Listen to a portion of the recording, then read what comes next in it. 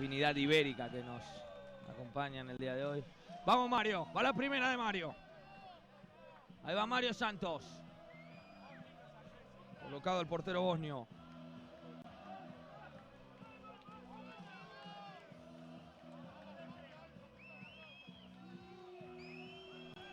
Balón que va a jugar Mario Santos.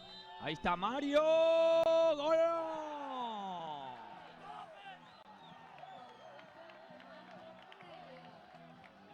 Bueno, ha fallado el primer penalti Mario Santos. Señoras y señores. Pegó en el palo. El balón pegó en el palo. Va a pegar Bosnia. Vamos, Pablo. Vamos, Pablo.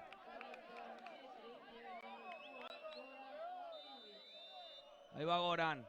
Ahí está Pablo. Vamos, Pablo. Vamos, Pablo. ¡Ay! Gol de Bosnia.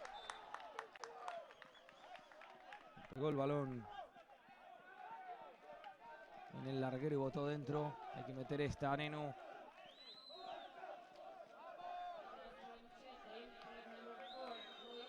Ahí vemos al portero bosnio que intenta de intimidar. Es Nenu. Nenu con el balón. Vamos, Nenu. ¡Gol! Gol, gol, gol de España. 1-1. Nos vamos al segundo penalti bosnio.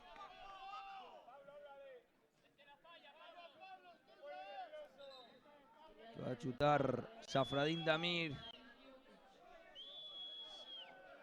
Jukic. Sorry. Jukic. Es el hombre. Y este lo para Pablo. Lo veo, Lo veo a Pablo. Ahí está Jukic. Gol.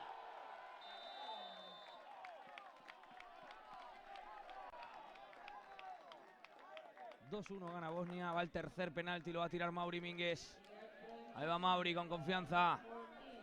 Colocado junto al balón. Tiene que empatar la tanda y luego esperar a Pablo que haga un milagro. Ahí va Mauri. Gol. Bien chutado. Con qué experiencia. Aguantando, esperando que el portero vaya al otro lado. Y vamos a soñar con Pablo. Señoras y señores, te necesitamos, Pablito Fernández.